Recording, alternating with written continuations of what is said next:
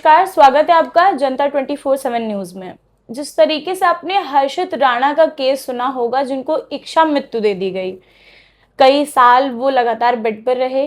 जो कोमा में थे वो, और उसके बाद उनके पेरेंट्स ने जो है डीएम से और मेडिकल बोर्ड से ये रिक्वेस्ट करी कि अब उनके शरीर को जो है वो जो शांति दे देनी चाहिए, क्योंकि वो बहुत ज़्यादा बीमारियों से ग्रसित थे और रिकवरी करने के उनके चांसेस जो है वो भी बहुत ही कम हो गए थे। मतलब कहा जाए तो ना के ही बराबर थे। और उसके बाद जो है इस नियम के लिए बात करी गई कि जिस तरीके से पहले इच्छा मृत्यु पर कोई भी लॉ एंड ऑर्डर नहीं था, कोर्ट ने मना कर दिया था कि हर व्यक्ति को जीने का अधिकार है और हर मनुष्य को उसके अधिकार के हिसाब से साधारण जीवन जीने की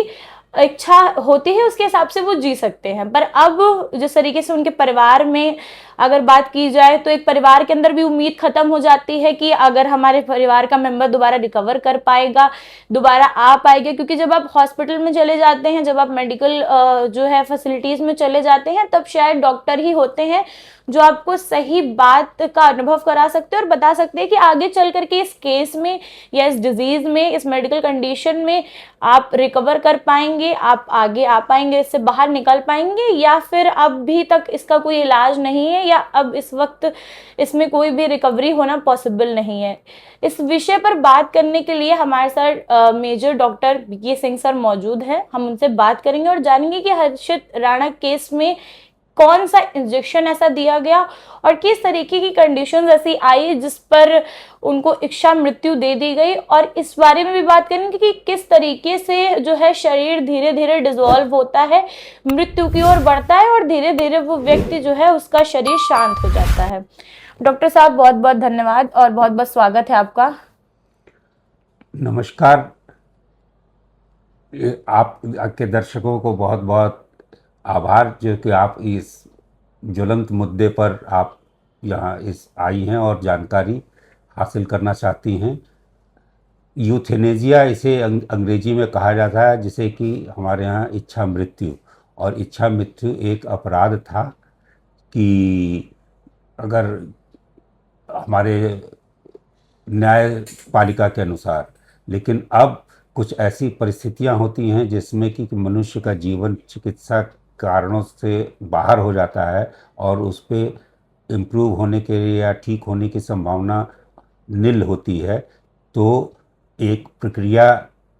बनाई गई है कि डीएम, उस ज़िले का डीएम परमिशन देंगे और एक बोर्ड ऑफ डायरेक्टर डॉक्टर्स का बोर्ड होता है, वो सर्टिफाई करता है कि इस मनुष्य को अभी जीने की संभावना इसकी कम है। तो उसके बाद उसके लिए कई प्रोसेस होती हैं, जैसे कि पहले तो उसका खाना कम कर दिया जाता है और पानी का धीरे धीरे कम करके, जिससे कि नेचुरल प्रोसेस में डिहाइड्रेशन से अपनी मौत हो सकती है। लेकिन ये प्रोसेस पेनफुल होता है और थोड़ा सा तकलीफ देह हो सकता है, क्योंकि मनुष्य का ब्रेन काम करता रहता है। यदि मनुष्य को अगर बेहोश है तो इस पर किया जा सकता है, जैसे कि हर्षित राणा के केस में हो रहा है। लेकिन अगर थोड़ा सा भी मनुष्य अगर कॉन्शियस है और वो रिस्पॉन्ड कर रहा है आपके वर्बल रिप्लाई में, तो उसके लिए कुछ ऐसी दवाइयाँ रहती हैं जिससे कि इसकी मृत्यु जल्दी हो सके और स्मूथली हो सके। जैसे कि टर्मिनल केसेस कैंसर के होते हैं, या किडनी फेलियर के, या लीवर फेलियर के, जो बहुत एडवांस केसेस होते हैं, उनको ये मृत्यु उनकी जीवन यात्रा समाप्त करने में फैसिलिटेट करती है। लेकिन कोई भी डॉक्टर अपनी मर्जी से नहीं कर सकता है। डॉक्टर को भी एक शासन तंत्र से परमिशन और परिवार के सदस्य जनों की रिटन रिक्वेस्ट होती है, तो उसके बाद ही ये मृत्यु, और उसके बाद डेथ सर्टिफिकेट हॉस्पिटल से या उस डॉक्टर द्वारा दिया जाता है। इच्छा मृत्यु किसी भी उसके लिए कुछ लोग, जैसे जैन समाज में कुछ साधु और साध्वी, वो इच्छा मृत्यु के लिए कामना करते हैं जब वो अन्न जल छोड़ देते हैं और अपने शरीर को त्यागते हैं। तो वो एक धार्मिक कारण हो सकता है। कुछ सनातन में भी साधु संत होते हैं जो कि समाधि लेते हैं। तो वो धार्मिक कारणों को छोड़कर सांसारिक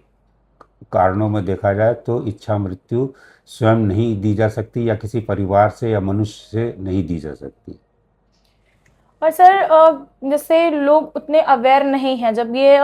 हर्षित राणा का केस आया तो शायद ये पहला ऐसा केस है जो इस मेडिकल कंडीशन में बहुत चर्चा का विषय रहा है, क्योंकि इच्छा मृत्यु दी गई एक मेडिकल प्रोसीजर के थ्रू दी गई और बहुत ज़्यादा उसके वीडियोस सोशल मीडिया पर वायरल हुए और बहुत लोगों ने कहा कि ये प्रोसीजर पहले भी कई बार हो चुका है बट उतना वायरल नहीं हुआ।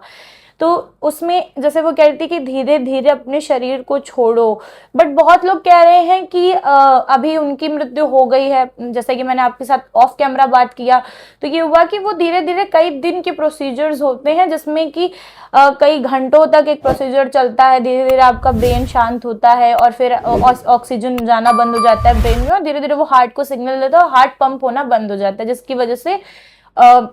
आत्मा जो है वो शरीर को त्याग देती है। तो कितने दिन का प्रोसीजर्स होता है और किस किस तरीके से किस किस ऑर्गन पे सर ये इंजेक्शन कैसे कैसे काम करते हैं, थोड़ा सा उसके बारे में डिटेल से बताइए। इच्छा मृत्यु के लिए सबसे बड़ी चीज़, पहले अगर मान लीजिए कोर्ट ने और परमिशन दे दी है, डॉक्टर्स के बोर्ड ने भी अप्रूव कर दिया है, तो इच्छा मृत्यु में सबसे पहले किसी भी, जैसे हर्ष राणा केस हुआ तो उसमें जो एक ऑर्गन डोनेशन का वो रहता है, तो ऑर्गन डोनेशन में उसमें जैसे कॉर्निया हुआ, किडनी हुआ या लीवर, जो भी ऑर्गन उसके स्वस्थ हैं तो उसको निकालकर दूसरे पेशेंट में जो बीमार हैं उनके लिए उसको किया जा सकता है। तो इसके लिए भी परिवार की सहमति आवश्यक होती है। दूसरा प्रश्न जो है कि इच्छा मृत्यु, वैसे तो अगर अनकॉन्शियस पेशेंट है तो उसकी नर्व फीडिंग और नॉर्मल असिस्टेड रेस्पिरेशन नहीं दिया जाता है, अगर है तो नॉर्मल रेस्पिरेशन में अपने आप स्वयं ही प्रोसेस हो जाती है। अगर कैंसर पेशेंट है और वो फैल चुका है तो ये कह पाना, कैंसर पेशेंट का ऑर्गन डोनेशन यूजुअली नहीं होता है, क्योंकि यू नेवर नो कि जिसको डोनर को दिया जाएगा रिसिपिएंट को भी इसकी संभावना होने की हो सकती है, तो इसलिए डॉक्टर ही सेलेक्ट करते हैं कि किस केस का हम ऑर्गन निकाल के और दूसरे मरीज में यूज़ कर सकते हैं। और कैंसर जैसे जो खतरनाक बीमारियां होती हैं जो कि ट्रांसमिट हो सकती हैं, जैसे आपने देखा होगा कि HIV एड्स से कुछ पेशेंट उनके ब्रेन में चल रहा था, अनकॉन्शियस हो जाता है एंड देन ऑटोमेटिकली ही dies because of the infection या अदर मेडिकल कॉजेज। ये लेकिन प्रोलॉन्ग कोमा में पड़ा रहता है और वो ठीक भी नहीं हो रहा है, तो इसमें भी यूथेनेसिया किया जा सकता है। लेकिन नॉर्मल हेल्दी पेशेंट्स जो जैसे हर्षित राणा का केस है, तो इस सिलसिले में हम लोगों को कोर्ट से परमिशन लेनी पड़ती है। और यह केस चर्चा में क्यों आया, क्योंकि सुप्रीम कोर्ट ने पहली बार परमिशन दी थी। इससे पहले एक केस अरुणा शानबाग नर्स का, जिसका कि 28 साल वो कोमा में रही और उसको परमिशन नहीं दिया गया। वो एक बॉम्बे का केस था जो कि वार्ड बॉय ने, एक बॉम्बे में नर्स थी, उसका रेप कर दिया था और उसमें इंजरी में वो अनकॉन्शियस हो गई थी। उनके परिवार वालों ने कई बार कोशिश किया लेकिन कोर्ट ने परमिशन नहीं दी थी, क्योंकि उसको जीने का जो नियम था। तो अब ये नियम में बदलाव आया है, इसलिए समाज में ये चर्चा का विषय है। सर क्या ये जो नियम आया है, पहले तो ये था कि हर मानव को अधिकार है कि वो स्वतंत्रता पूर्वक अपनी जिंदगी जी सकता है, पर जब आप इस कंडीशन में आ जाते हैं कि आपका शरीर काम करना बंद कर देता है, एक लेवल पे आपका ब्रेन भी काम करना बंद कर देता है, सिर्फ आपके शरीर में जो एक सांसों का आना जाना जो है वो सिर्फ लगा रहता है और नॉर्मल आपको मेडिकली जिंदा रखा जाता है, आपको सिर्फ जिंदा का एक नाम होता है आपके पास, आप जिंदगी जी नहीं रहे होते हैं, तो आप शरीर के साथ और आप अपने मतलब क्या बोलेंगे बोझ के साथ में आप परिवार पर आ जाते हैं। कुछ दिन तो ये चीजें ठीक लगती हैं, बट सोशली अगर देखा जाए तो एक लंबे समय तक अगर इस तरीके के प्रोसीजर्स चलते हैं तो लोगों को भी ये अनुमान हो जाता है कि शायद अब ये रिकवर नहीं कर पाएंगे या ये दोबारा उस तरीके से हमारे जिंदगी में वापस नहीं लौट पाएंगे जिस तरीके से हमारे फैमिली में पहले थे। तो किस हद तक सर ये सही है कि पहले इस तरीके की चीजें थी कि अगर कोई कितना भी बीमार हो, किसी भी कंडीशन की डेथ नहीं हो जाती है, पर अब इच्छा मृत्यु दे दी जा रही है परिवार के जो है अनुमति के हिसाब से और उनकी मांगों पर। तो सर